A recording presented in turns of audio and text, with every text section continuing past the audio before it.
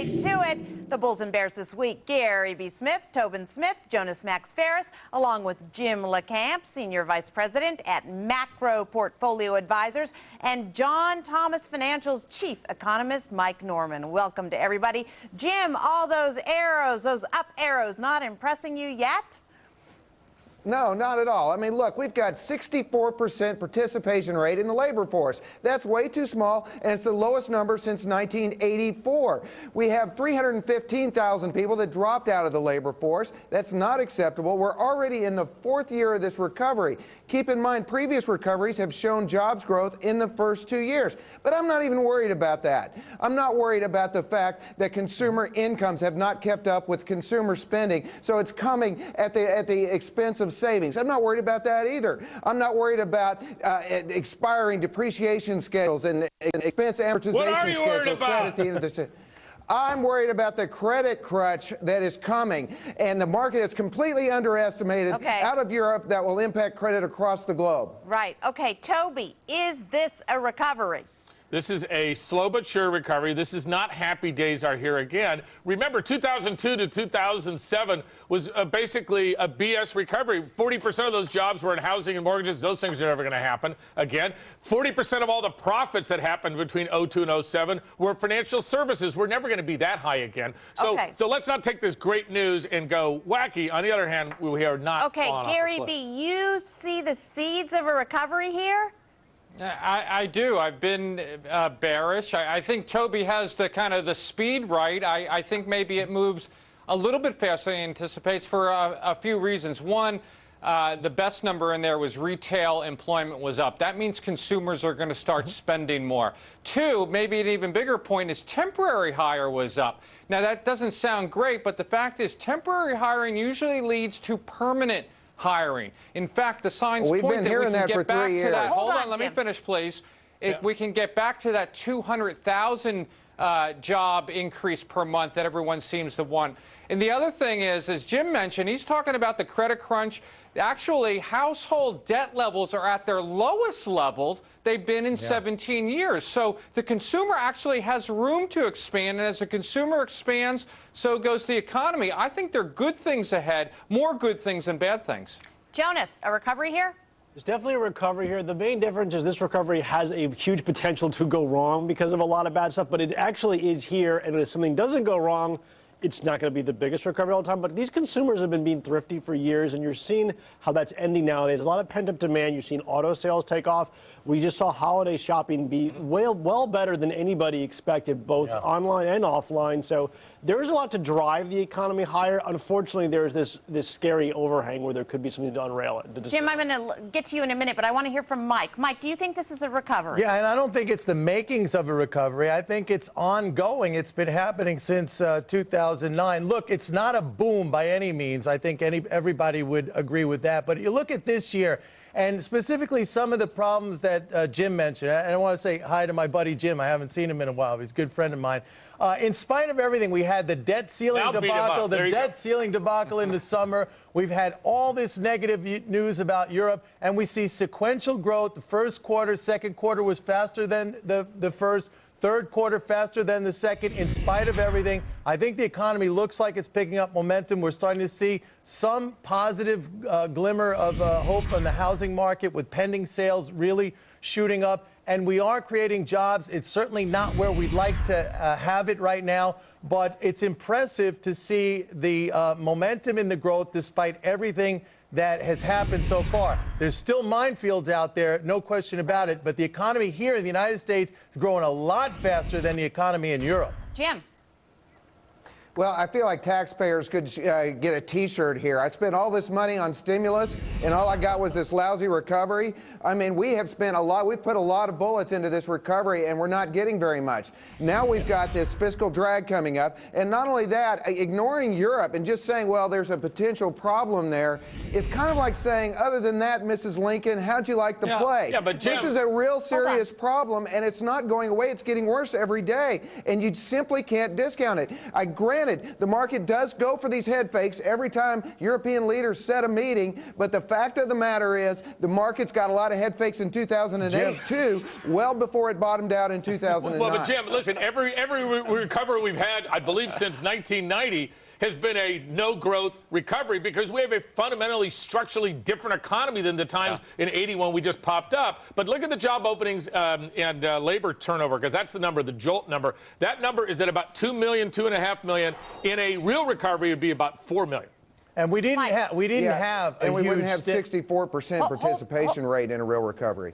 Sure. Hold on, Jim. Let me get to Mike. Go ahead. I was going to say we didn't have a huge stimulus, despite the fact that it's always portrayed that way. It was about 4% of GDP at the time, and it did take us from a very severe negative GDP to a positive GDP. Now it's fading out now. And Jim, as far as the fiscal drag, I agree with you, but the cuts that are supposed to happen as a result of the failure of the super committee, that's not going to happen until 2013. Next year looks pretty good. We're not going to have that much fiscal drag. Jonas, you talked a little bit about something that might derail the economy. What is that? To me, it's still home prices. That's really the only area that hasn't come along for the ride. There's really no economic data point that's worse than even last year, leave alone 09.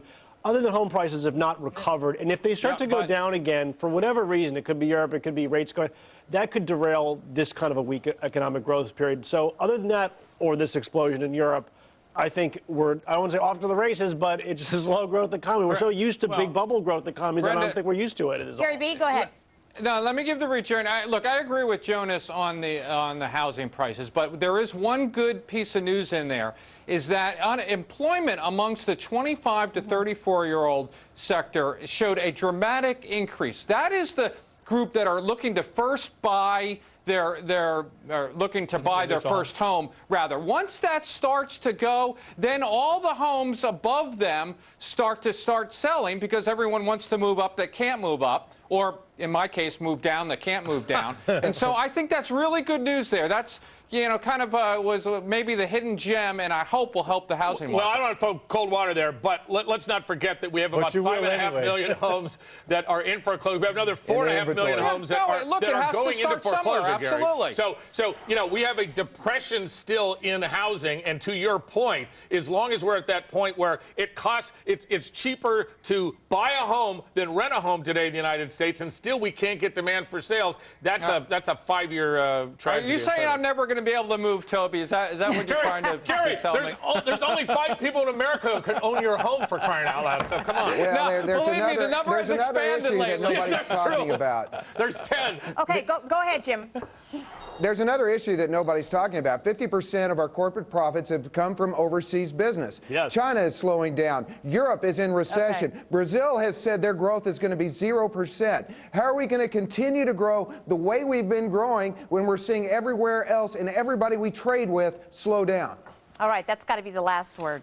Thanks so much. So, with things hopefully looking up, why is D.C. looking to spend $1 trillion more of your tax dollars by the end of this month? You didn't hear about that? You will at the bottom of the hour. But first, put in the time or don't get a dime. A new push to force folks to work at a charity before collecting jobless benefits. Is that fair?